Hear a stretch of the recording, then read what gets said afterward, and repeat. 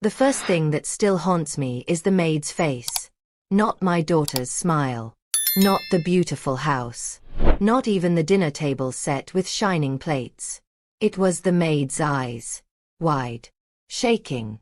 Full of fear. She leaned close to me and whispered, "Leave now." Before I could speak, her hand tightened around my wrist. My heart slammed hard inside my chest. Before I go on, please listen to me for a moment. If you enjoy emotional, shocking, and powerful stories like this one, please subscribe to this channel, like this video, and turn on the notification bell so you never miss a story. Also, tell me in the comments where you are watching from. I really want to know who is here with me tonight. Now let me tell you what happened. I had just stepped into the house. The door closed softly behind me. The air smelled like good food, meat, spices, and something sweet. The kind of smell that should make you feel safe. The kind of smell that should make you smile. But my body did not relax. Something felt wrong. The house was too quiet. No laughter. No music. No voices. Only the soft ticking of a clock on the wall. I stood there holding my purse, my coat still on my shoulders, wondering why my daughter had not rushed to hug me yet. Then I felt a pull. A quick, sharp pull on my wrist. I turned and saw her. The maid. She was young, thin, and pale. Her uniform was clean, but her hands were shaking. Her eyes darted toward the hallway, then back to me. She bent her head as if to fix something near my sleeve. That was when she whispered it. Low. Fast. Desperate. "Don't go in. Leave immediately." My breath caught in my throat. "What?" I whispered back. Her fingers dug into my skin. "Please," she said, almost crying now. "You are not safe here." Before I could ask another question, footsteps echoed from the hallway. The maid jumped back as if she had been burned. She straightened her uniform and lowered her eyes. And just like that, my daughter appeared. Smiling. That smile should have made me happy. But instead, it made my stomach twist. Because it did not reach her eyes. "Mom," she said warmly. "You made it." She stepped forward and hugged me. Her arms felt stiff, not loving. Her body was tense, like she was acting. "You look surprised," she laughed softly. I forced a smile. I wasn't sure what time to come," I said. "Oh, you're right on time," she replied quickly. "Dinner is almost ready." She took my purse from my hand before I could stop her. "Come in," she said. "You must be tired." I glanced back at the maid. The maid did not look at me. Her head was down. Her shoulders were shaking. That was the moment my heart began to pound. Because deep inside me, I knew something was wrong. And yet, I followed my daughter. Let me take you back a little, so you understand why this dinner meant so much to me. And why that warning nearly stopped my heart. I am an old woman. Not weak, but tired. I spent most of my life giving. I gave my time. I gave my love. I gave my strength. I raised my child alone after her father left. I worked hard. I skipped meals so she could eat. I wore old clothes so she could look nice. I never complained. And as the years passed, she grew up, and grew distant. Phone calls became short. Visits became rare. Warm words became cold. So when she called me that morning and said, "Come for dinner tonight," my heart jumped. She sounded kind. Almost loving. "I miss you," she said. Those words alone were enough to make me say yes. I did not ask questions. I did not doubt. I was just happy. That afternoon, I dressed carefully. I wore my best simple dress. I brushed my hair slowly. I even practiced a smile in the mirror. I told myself, this is a new start. On the way to her house, I felt nervous, but hopeful. I did not know I was walking into danger. Back in the house, my daughter led me toward the dining room. The lights were dim. The table was set for two. Only two. No extra chairs. No candles, just soft yellow bulbs hanging low. Sit, she said, pulling out a chair. I hesitated. That was when I noticed something small, but strange. The windows were locked. All of them. I laughed nervously. You really don't like fresh air anymore? She froze for half a second. Then she laughed too quickly. Oh, you know me. I like privacy. Privacy. The word echoed in my head. She went into the kitchen. I sat alone at the table. That was when I heard it. A soft sound. Like crying. Coming from somewhere down the hall. I stood up slowly. Is someone there? I called. No answer. The crying stopped. Suddenly, the maid appeared again, standing near the door. Her eyes met mine. And this time, she did not whisper. She mouthed the words clearly. Leave. Now. My legs felt weak. I took one step toward her. Then my daughter's voice cut through the air. Mom. She was standing behind me. Too close. I turned slowly. She was holding 2 glasses. Something dark inside them. Wine? She asked. Her smile was wide. Too wide.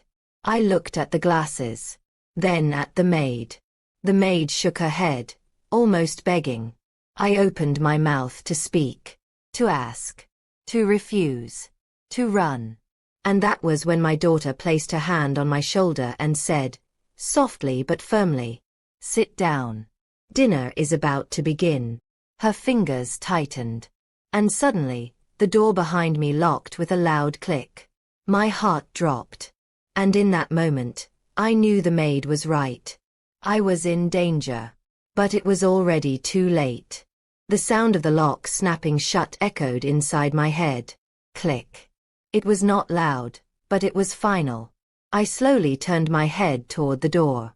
My eyes rested on the handle. It did not move. It did not shake. It just sat there, cold and still, like it was laughing at me. My daughter's hand was still on my shoulder. Heavy. Controlling. I forced myself to breathe. Slow in. Slow out. You locked the door, I said, trying to keep my voice calm.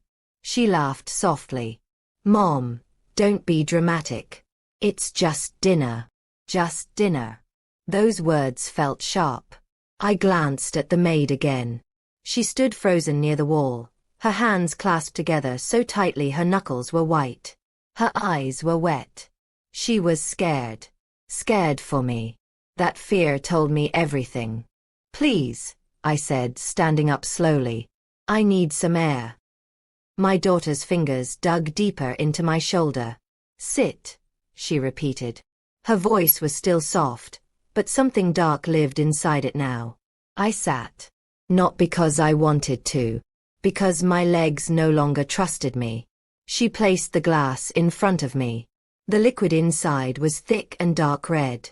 It did not smell like wine. It smelled bitter. I pushed it slightly away. I don't drink, I said. She smiled again. Just a sip. No, I said more firmly. For the first time, her smile slipped. Just for a moment. Then it came back. Bigger and tighter. Then drink water, she said, snapping her fingers. The maid jumped. Yes, ma'am, the maid whispered. She walked toward the kitchen, her steps slow and heavy. As she passed me, she let something small fall into my lap. A folded piece of paper. My heart raced. I did not look at it yet. While the maid was gone, my daughter sat across from me. She leaned forward, resting her elbows on the table. You look nervous, she said. I am, I replied honestly. This doesn't feel right. She tilted her head. You never trust me. That hurt. I raised you, I said quietly. I trusted you with my whole life. Her eyes hardened. And you never let me forget it, she snapped. The room fell silent. I realized then that this dinner was not about love. It was about something else. Something old. Something angry. The maid returned with a glass of water. She placed it in front of me with shaking hands. Her eyes met mine for just 1 second. She shook her head again. No. Do not drink. I slid the paper from my lap into my hand under the table. I opened it slowly. Inside were 3 words written in messy letters. She plans to hurt you. My chest tightened. I swallowed hard. What's wrong? My daughter asked, watching me closely. Nothing, I lied. She stood up suddenly. Let me get the food. She walked into the kitchen. The moment she was gone, the maid rushed to my side. Please, she whispered urgently. You must leave. Now. She locked the door. I whispered back. I can't. There is another way, the maid said quickly. The back door. But you must be fast. My heart pounded. Why? I asked. Why is she doing this? The maid's lips trembled. She hates you, she said softly. She talks about you every night. The words felt like knives. She says you ruined her life, the maid continued. She says tonight will fix everything. Fix everything. I felt sick. Before I could say more, the maid jumped back. My daughter was coming. The maid rushed away. Dinner was served. The plates were full. Too full. Food piled high, steaming and heavy. Eat, my daughter said, sitting back down. I cooked all day. I stared at the food. My hands shook. I'm not hungry, I said. She slammed her fork down. The sound made me flinch. You never appreciate anything I do, she hissed. Her face twisted with anger. Years of quiet bitterness poured out. I gave up everything for you, I said, my voice breaking. I gave you my youth. My dreams. She laughed, loud and cruel. You gave me nothing but control, she shouted. You made me feel small. Tears filled my eyes. That was not true. But she believed it. And belief is dangerous. She stood up again and walked toward the door. She checked the lock. Still locked. Good. She turned back to me slowly. Eat, she said again. This time, it was not a request. I picked up my fork. My heart screamed no. But my body obeyed. As I lifted the food toward my mouth, my hands shook so badly the fork rattled. Suddenly, the lights flickered. Once. Twice. Then the power went out. Darkness swallowed the room. My daughter screamed. The maid screamed. And in the chaos, someone grabbed my arm and pulled me hard toward the hallway. Now! The maid shouted. We ran. Barely seeing. Barely breathing. Behind us, my daughter's voice echoed through the dark. Stop her. The back door appeared ahead. So close. So close. The maid yanked it open. And froze. Someone was standing there. Blocking the exit. Smiling. My heart stopped. Because it was not my daughter. And whoever it was had been waiting for me. The figure in the doorway did not move. Did not speak. Just stood there. Blocking the only way out. The hallway was dark, but I could see the shape clearly. Tall. Broad shoulders. A shadow that felt heavy, like it had been planted there on purpose. My legs refused to move. The maid gasped and stepped back, her hand still gripping mine. Please, she whispered, her voice shaking. Please, let her go. The figure laughed. A low, slow laugh that made my blood turn cold. The lights flickered back on. And that was when I saw his face. It was a man. Older than my daughter, younger than me. His eyes were sharp, cold, empty of kindness. He smiled at me like he had been waiting all night. Well, he said calmly, you almost made it. My knees buckled. I knew that voice. I had heard it before, years ago, on the phone. Late at night. In the background when my daughter thought I was asleep. He was the one who filled her head with poison. Step aside, the maid cried. Please. The man did not even look at her. He looked straight at me. You're tougher than I thought, he said. I'll give you that. Who are you? I whispered. He tilted his head. Oh, she didn't tell you, he asked, smiling wider. That hurts. Footsteps thundered behind us. My daughter appeared at the end of the hallway, her face twisted with rage. Why is she not at the table? She screamed. The man sighed, annoyed. She almost slipped out, he said. But don't worry. We've got her. We. That word crushed me. This was not just my daughter. This was planned. The maid tried to run. The man grabbed her arm and shoved her against the wall. She cried out in pain.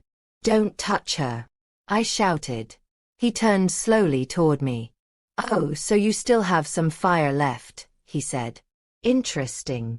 My daughter marched forward and slapped the maid hard across the face. The sound echoed through the hall. Stay out of family business, she yelled. The maid fell to the floor, sobbing. I rushed toward her, but the man blocked me. Enough, he said sharply. We are wasting time. He grabbed my arm. His grip was tight. Too tight. Pain shot through me. Let me go, I cried. My daughter walked up close to me. So close I could smell her perfume. You always ruined everything, she said coldly. Tonight, you will finally listen. She nodded at the man. Take her back. They dragged me. Back to the dining room. My feet scraped the floor. My heart pounded so hard I thought it would burst. The maid lay still in the hallway, crying softly, too afraid to move. I looked back at her. Our eyes met. She mouthed 2 words. I'm sorry. They shoved me into the chair. The food was still there. Untouched. Waiting. The glasses still sat on the table. The dark drink. The water. My daughter locked the door again. Click. She leaned against it, breathing hard. No more games, she said. This ends tonight. The man stood beside her. This is for your own good, he said calmly. You've lived long enough. My breath caught. What are you talking about? I whispered. My daughter slammed her hands on the table. You own things, she shouted. Things that belong to me. I stared at her. I gave you everything I had, I said. No, she snapped. You kept the most important part. My mind raced. Then it hit me. The documents. The land. The savings I kept for emergencies. The things I never told her about. Her eyes burned with anger. You don't trust me, she hissed. I was protecting myself, I said softly. She laughed bitterly. From me. From you. I wanted to say it. But I didn't. The man leaned toward me. Drink, he said, pointing to the glass. No, I whispered. He grabbed my jaw and forced my face toward it. My heart screamed. Just then, a loud crash came from the hallway. The dining room door shook. Once. Twice. The man froze. What was that? My daughter asked. The door burst open. The maid stumbled in, bleeding from her lip, holding something heavy in her hands. A metal tray. She swung it with all her strength. It hit the man in the head. He fell back with a loud thud. The maid grabbed my arm again. Run! She screamed. We ran. The house filled with shouting. My daughter screamed my name, not with love, but with fury. Stop her. She can't leave. We rushed down the hallway again. This time, no one blocked the door. The back door was open. Fresh air hit my face. Hope surged in my chest. We stepped outside. And froze. Red and blue lights flashed in the distance. Police sirens wailed. My heart leapt. Help. Real help. But my relief did not last. Because the maid's grip tightened. And she whispered something that made my blood run cold. They're not here for you, she said. I turned slowly toward her. What do you mean? I asked. Her face was pale, terrified. They're here, she whispered, because she called them, and told them you attacked first. The sirens grew louder, closer, and suddenly, I realized something terrifying. I was about to be blamed for everything. The sound of the sirens grew louder, closer, too close. Red and blue lights washed over the walls of the house, flashing through the windows like warning eyes. My heart pounded so hard it hurt. They think it was you, the maid whispered again, her voice breaking. She planned it this way. I shook my head slowly. No, I said. She wouldn't do that. But even as I spoke, I knew the truth. She would. She already had. The maid pulled me behind a tall bush near the back of the house. Stay low, she whispered. My legs trembled as I crouched. The ground was cold and damp. My dress brushed against the wet grass, but I did not care. I listened. Doors slammed. Voices shouted. Footsteps rushed through the house. She's gone, my daughter screamed from inside. She attacked us and ran. My stomach dropped. She was lying. About me. Her own mother. The maid covered her mouth to stop herself from crying.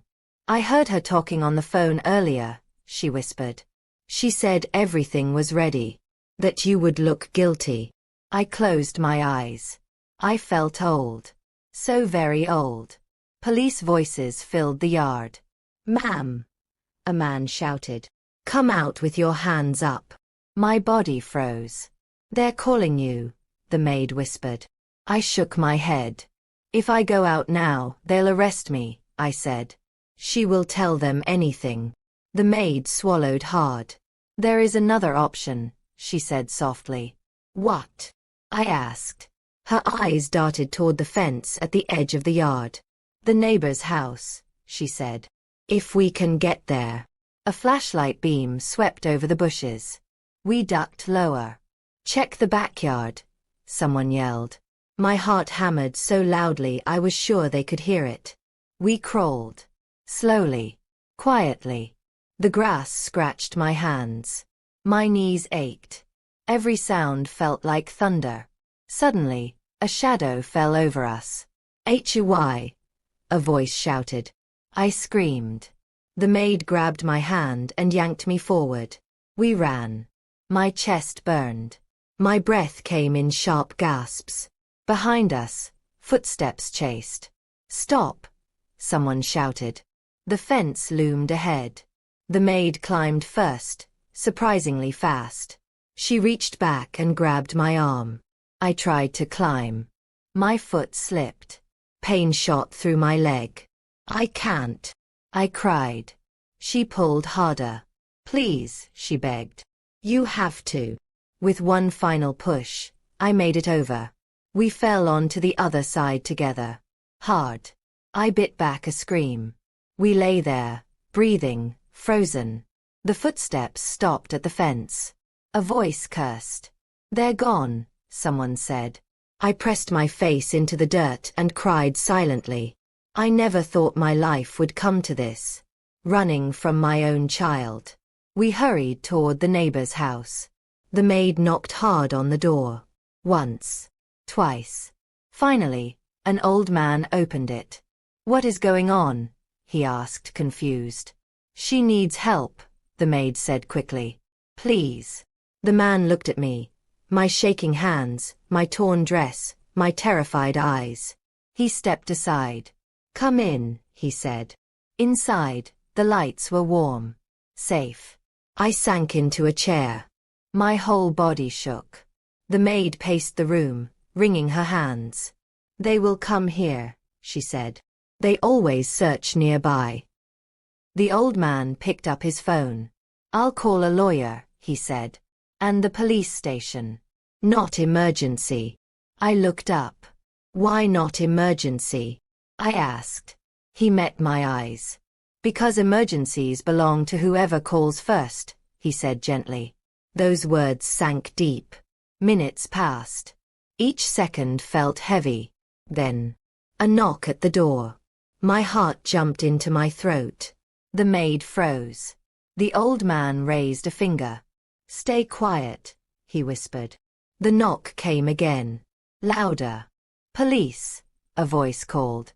"We need to ask a few questions." I stood slowly. "I will speak," I said. "I have nothing to hide." The maid grabbed my arm. "No," she whispered. "Not yet." But it was too late. The door opened. 2 officers stood there. Their faces were serious. One of them looked at me and said, "Ma'am, are you the woman who attacked her daughter during a family dinner?" The words felt like a slap. I opened my mouth to answer. But before I could speak, a familiar voice rang out from behind them. "There she is." My blood ran cold. Because my daughter stepped into the doorway. Her eyes locked onto mine. And she smiled.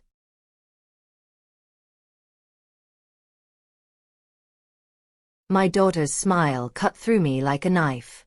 It was calm, confident, victorious. The kind of smile worn by someone who believes the end has already been decided. "There she is," she said again, pointing at me. "That's her." The officers turned to look at me more closely. I felt small, tired, old. One of the officers spoke gently, but his eyes were sharp. "Ma'am, we need you to come with us." The maid gasped. "No," she cried. "She didn't do anything." My daughter turned toward her slowly. "And who are you?" she asked coldly. "You were hired help. Nothing more." The words burned. I stepped forward. "I will come," I said quietly. "But I want to speak first." The officers nodded. "Go ahead," one of them said. I took a deep breath. "My daughter invited me to dinner," I began. "She locked the doors. She forced me to sit. She tried to make me drink something I didn't trust." My daughter laughed sharply. "She's confused," she said. "She's old. She forgets things." That hurt more than anything else. The maid stepped forward, trembling. "She is lying," the maid said. "I saw everything." My daughter's eyes darkened.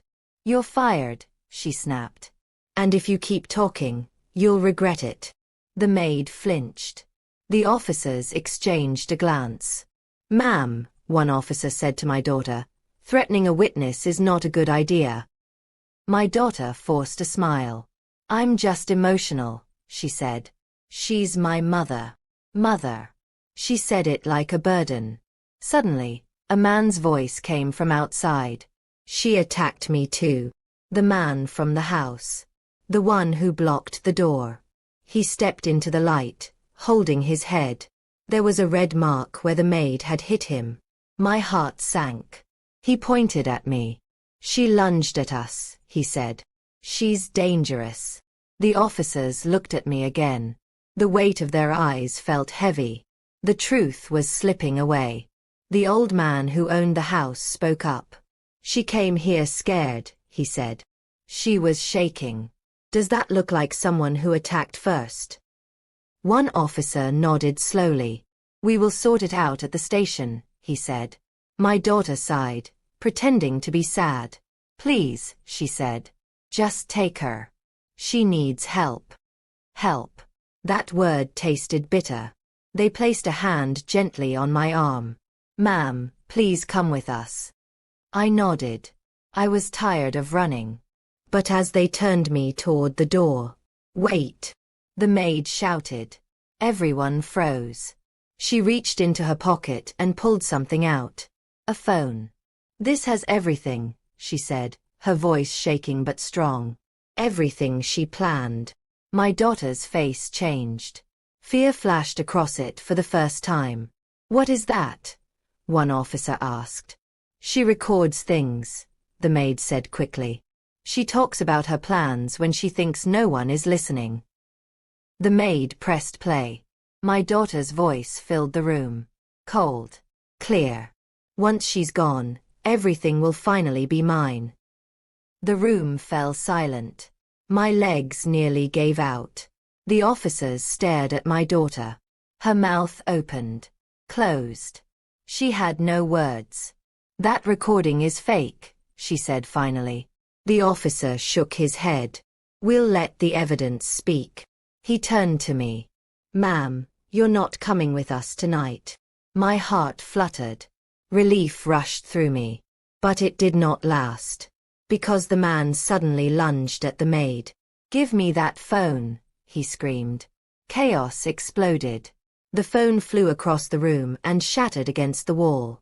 The maid screamed. I screamed. The officers rushed forward. The man was tackled to the floor. My daughter backed away slowly. Too slowly. They turned to cuff her. She looked at me. Her eyes were wild. "This isn't over," she hissed. "I'll make you pay." They took her away. The door closed. Silence followed. I sank into the chair. My whole body shook. The maid knelt beside me. "I'm sorry," she whispered. I tried to stop her. I took her hand. "You saved my life," I said softly. But deep inside, fear still lived. Because I knew something terrible. The phone was broken. The recording was gone. And without it, she could still come back. Outside, the sirens faded. The night felt too quiet. And as I closed my eyes, one thought echoed in my mind. This was not the end. It was only the beginning.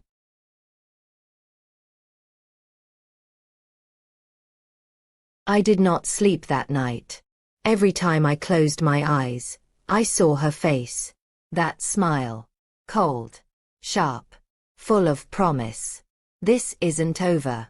Those were her words as they took her away. They echoed in my head like a curse. The old man gave me a blanket and a glass of warm water.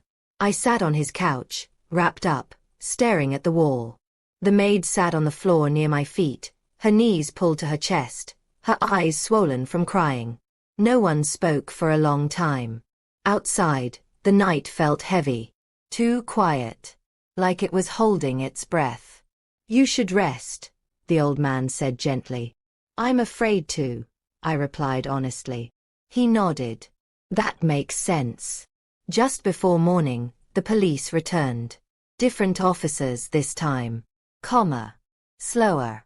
They asked questions again. I answered them all. So did the maid. The old man told them what he saw. They wrote things down. They nodded. But I could tell something was missing. Proof. Real proof. The phone was gone. The recording was gone. And without it, everything depended on words. "We'll investigate," one officer said. "But family matters like this can get complicated." Complicated. That word scared me more than shouting. By sunrise, they let us know my daughter had been released.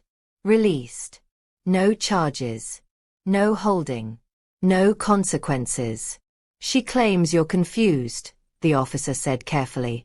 "And the other man supports her story." I felt dizzy. The maid gasped. "But she planned it." The officer sighed. "Without evidence, it's hard." Hard. For who? They left. The house felt colder after that. I sat very still. "She's free," I whispered. The maid nodded slowly. "Yes. And she knows where I am." The maid looked at me, fear in her eyes. "Yes." We did not stay there.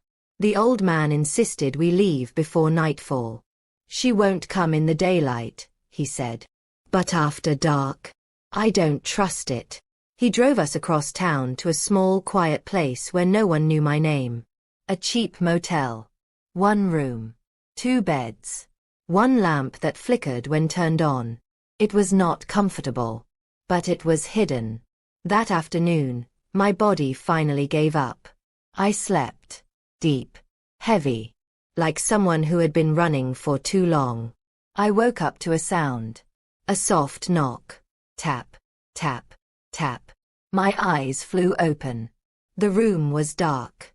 The maid was asleep on the other bed. The knock came again. My heart slammed. "Who is it?" I whispered. No answer. Tap, tap. Slow. Careful. I slid out of bed quietly and peeked through the curtain. The parking lot was almost empty. One car sat under a broken light. A familiar car. My breath caught. I knew that car. I had ridden in it before. Many times. My phone buzzed in my hand. I nearly dropped it. A message lit up the screen. You can't hide from me. My hands shook. Another message came in. We need to talk. Another. Open the door. I backed away slowly. The knock came again. Louder now. Bang. Bang. The maid woke up with a gasp. What is it? She whispered. I pointed at the door. Her face drained of color. She found us, she said. The handle turned. Slowly. Carefully. Testing. Locked. For now. My chest burned. I felt trapped again. Just like the dining room. Just like before. Then a voice spoke through the door. Soft. Sweet. Familiar. Mom, she said gently. Please. Let me explain. Tears filled my eyes.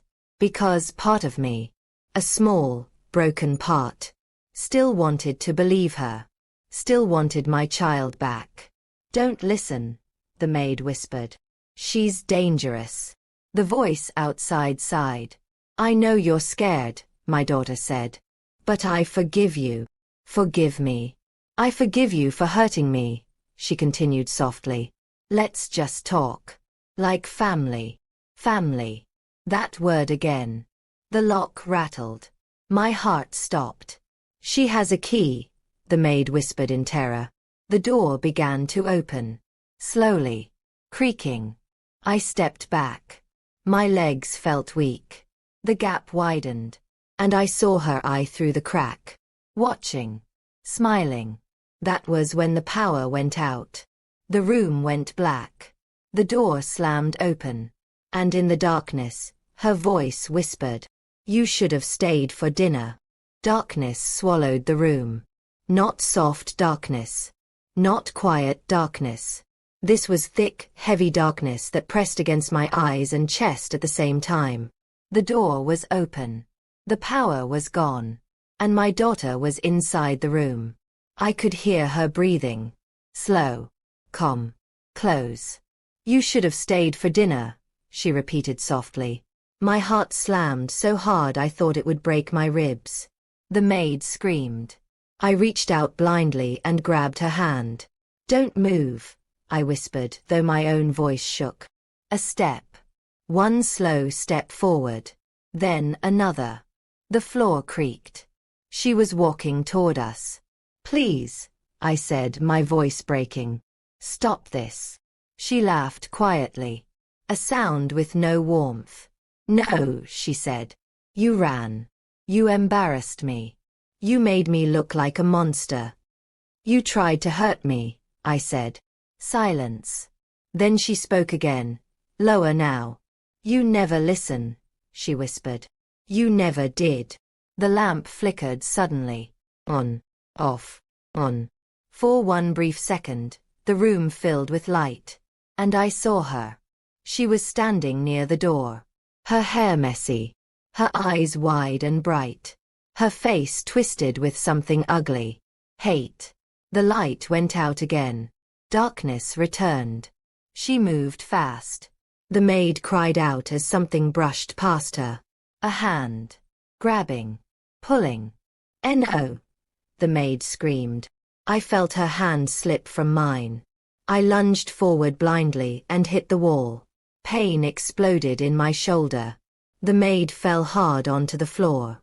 My daughter's shadow loomed over her. Get up, she snapped. The maid sobbed. Please, she begged. I didn't do anything. My daughter bent down. You ruined everything, she hissed.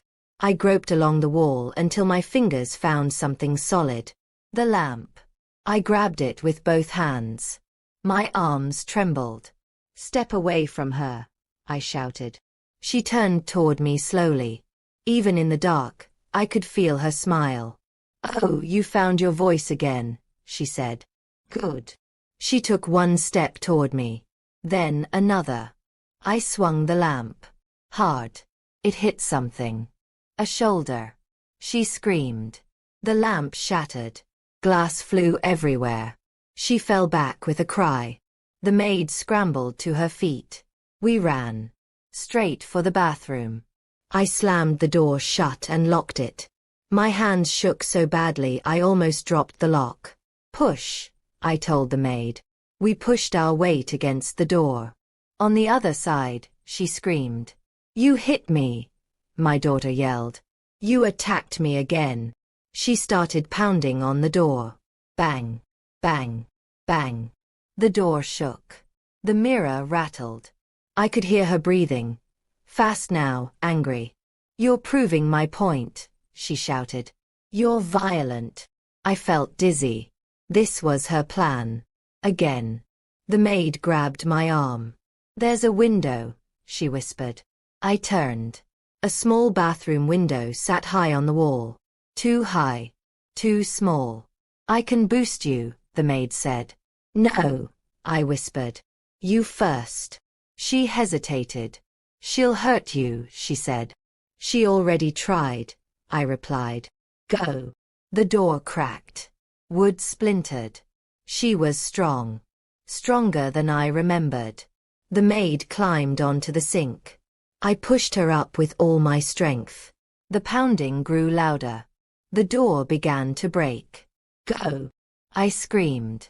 The maid squeezed through the window and dropped outside with a thud. I climbed next. Pain shot through my knees. My fingers slipped.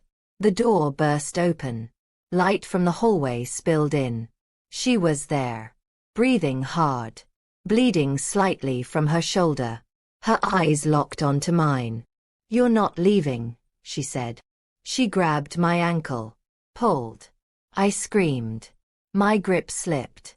For one terrifying moment, I was hanging between inside and outside. Between freedom and her. The maid reached up from outside and grabbed my arm. She pulled. I kicked. Hard. My heel struck my daughter's face. She cried out and let go. I fell out the window and hit the ground hard. The pain stole my breath. But I was free. We ran. Barefoot. Through the dark parking lot. Behind us, she screamed my name. Not like a daughter. Like a hunter who lost her prey. We didn't stop until we reached the road. A car slowed. Headlights washed over us. The driver rolled down the window. Oh my God, she said. Are you okay? Please, I gasped. Help us. She unlocked the doors. We jumped in. As the car sped away, I looked back. The motel stood quiet again. Too quiet. But I knew.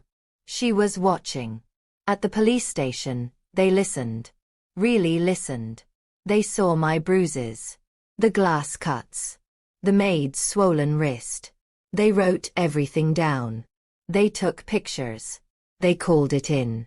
For the first time, I felt a small bit of hope. Then an officer came back into the room. His face was serious. Ma'am, he said, there's something you need to know. My stomach dropped. What? I asked. He hesitated. Your daughter came in an hour ago, he said. She reported you for breaking into her motel room and attacking her. My ears rang. No, I whispered. She followed us. He nodded slowly. She says you're unstable, he said. And she has injuries. I laughed weakly. Injuries I gave her. I realized something then. She was always one step ahead. Always ready. The officer leaned closer. There's more, he said. My chest tightened. What? I asked. She told us something else, he said quietly. He paused. She said you're not the only one she invited to dinner. My breath caught. What do you mean? I whispered. She said. The officer continued. There were others before you. The room spun. Others. How many? And where were they now? The word others stayed in the air like poison. It felt heavy. It felt wrong. I stared at the officer, waiting for him to say he was mistaken. Waiting for him to laugh and tell me it was a misunderstanding. But he did not smile. He did not laugh. He only looked at me with a face full of worry. "What do you mean, others?" I whispered. The officer pulled a chair closer and sat down slowly, like he was afraid his words might break me. "She claims," he said carefully, "that you are not the first family member who caused trouble during a dinner invitation." My chest tightened. Family member? How many? I asked. He hesitated. "We're still confirming details," he said. "But at least 2 others have been mentioned in old reports." Reports. That word hit me hard. "You mean police reports?" I asked. He nodded. My hands began to shake. I looked down at them and barely recognized them. I thought of the empty chairs at that dinner table. Only 2. Always 2. Never more. Never less. The maid sat beside me, silent. Her face had gone pale. She looked like someone who had just realized she was standing too close to a deep hole. "I didn't know," she whispered. "I swear. I only worked there for a few months." The officer nodded. "You're doing the right thing by talking now." Another officer entered the room holding a thin folder. He handed it to the first officer and left without a word. The officer opened it slowly.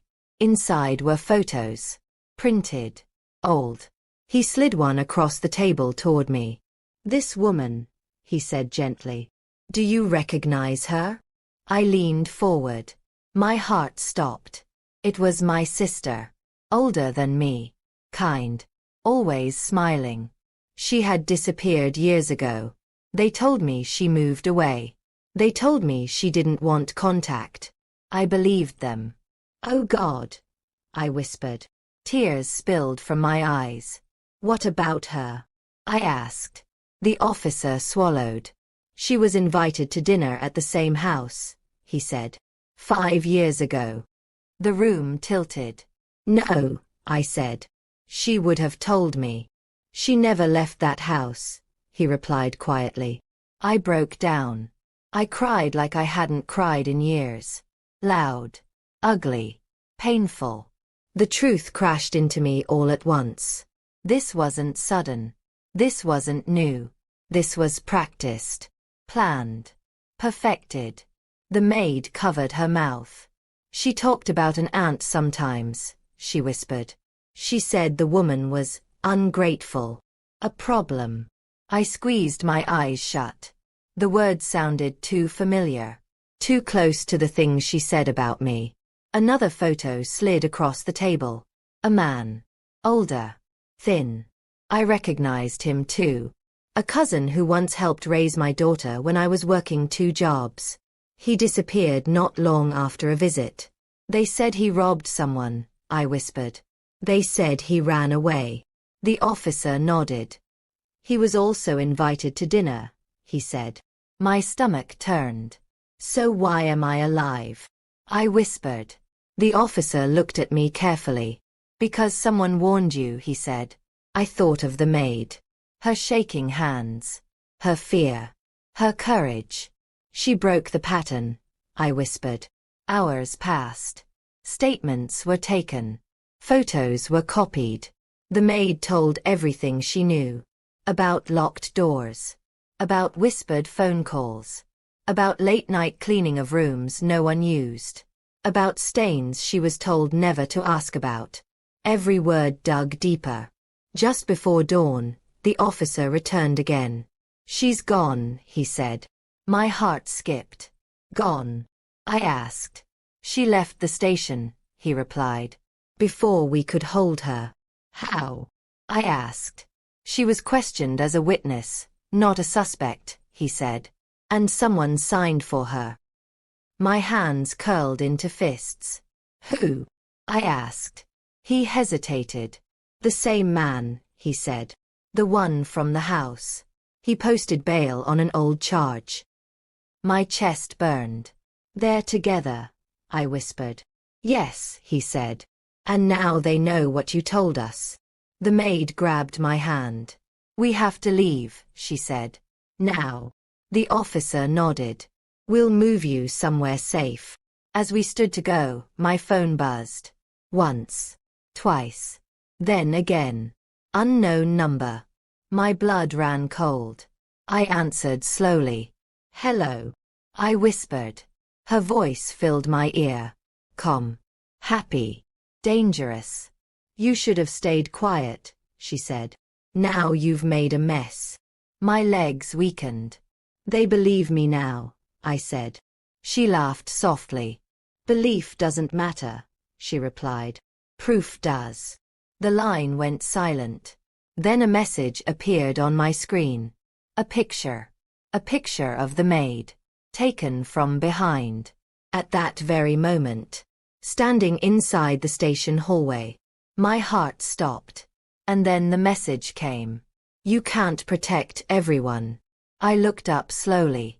The maid was no longer beside me. And in that moment, I realized. She had been taken. I screamed her name. Loud. Raw. Desperate.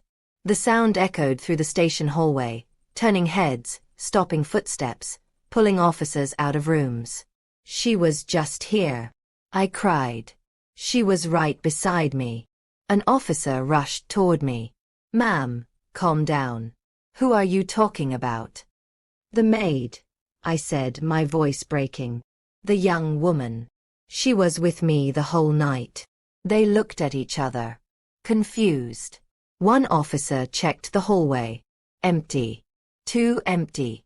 Panic filled my chest. I ran toward the front desk, my legs weak, my heart racing. She's been taken, I said. Please. Someone took her. The officer behind the desk frowned. Taken how? I held up my phone with shaking hands. She sent this, I said. She's watching us. He looked at the photo. His face changed. That was when I knew. This was real. The station went into motion. Doors closed. Radios crackled. Officers moved fast, asking questions, checking cameras. I sat down hard on a bench, my body trembling. This was my fault. If I had stayed quiet. If I had not come to dinner. If I had not spoken. The maid would still be safe. An officer approached me again. We checked the cameras, he said carefully. She left the building. Alone? I asked. He shook his head. She walked out with a man, he said. She looked calm. Like she trusted him. My heart dropped. The man. The one from the house. The one who smiled in the doorway. The one who waited. She wouldn't go with him, I whispered. She might, the officer said gently. If she was scared enough. I closed my eyes. I remembered her voice. You saved my life. Now I had to save hers. They're not done, I said suddenly. She needs me. The officer hesitated. Ma'am, you need protection. I need to finish this, I said. She won't stop. Not until I'm gone. The officer studied my face for a long moment. Then he nodded slowly. Tell me everything, he said. Every detail. No matter how small. I told him about the dinner. The locks. The glasses. The empty chairs. The silence. I told him about my sister. My cousin. The lies. The disappearances. I told him about the maid's fear, her warnings, her courage. When I finished, the room was quiet. One officer rubbed his face. This isn't just family violence, he said. This is a pattern. A ritual, another whispered. The word made me shiver. They moved me to a safe room. Locked. Guarded. But I did not feel safe. I felt watched. Every sound made me jump. Every shadow felt alive. Hours passed. Then my phone buzzed again. Unknown number. My hands shook as I answered. What do you want? I whispered. Her voice came through clear and calm. You always ask the wrong questions, she said. Where is she? I demanded. If you hurt her. She's alive, my daughter replied. For now. Tears spilled from my eyes. Please, I said. She has nothing to do with this. She does now, she replied. She chose you. I swallowed hard. What do you want? I asked. She paused. Dinner, she said softly. My blood ran cold. You want me to come back? I whispered. Yes, she said. Just you. And if I don't? I asked. There was a smile in her voice. Then I won't be able to control what happens to her, she replied. I closed my eyes. This was the trap. One last invitation. One last table. I'll come, I said. No police, she added quickly. No tricks. You won't hurt her, I said. She laughed softly. That depends on you, she replied. The call ended. I sat there shaking. An officer burst into the room. Ma'am, we traced the call. I'm going, I said. He stopped short. No, he said firmly. Absolutely not. She has the maid, I said. And she won't stop until I show up. Silence filled the room. Finally, he spoke again. We'll do this our way, he said. But you're not going alone. I looked at him. You promise? I asked. He nodded. We end this tonight. As night fell again, they prepared. Quietly. Carefully. I sat alone, staring at my reflection in the dark window. I looked older. But stronger. This time, I was not walking into that house as a victim. I was walking in with the truth. And with people who finally believed me. My phone buzzed one last time. A message appeared. Set the table. Come alone. I stood up. My heart steady now. Because I knew something she did not. This dinner would be her last lie. The house looked the same. That was the worst part. The lights glowed softly through the windows. The porch light was on, warm and welcoming, like nothing bad had ever happened there. Like it was just another family home, waiting for someone it loved to return. My stomach twisted. This place lied. I sat in the back seat of the unmarked car, my hands folded tightly in my lap. My heart beat slow now, not fast. Calm in a way that scared me. The kind of calm that comes when you know there is no turning back. This is where we stop, the officer said quietly. The car rolled to a stop a short distance away, hidden behind trees and parked vehicles. I could see the house clearly from here. Too clearly. They had gone over the plan again and again. I knew it by heart. I would go in alone, just like she asked. They would be close. Watching. Listening. Waiting. If anything feels wrong, the officer said, turning to face me. You say the word. I nodded. What word? I asked. Dinner, he replied. If you say dinner twice in a sentence, we move in. I almost laughed. Dinner. Everything always came back to that word. I stepped out of the car. The night air was cool against my skin. My legs felt heavy as I walked toward the house.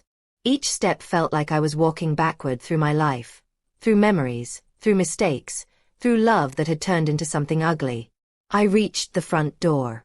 It opened before I could knock. She stood there. My daughter. Smiling.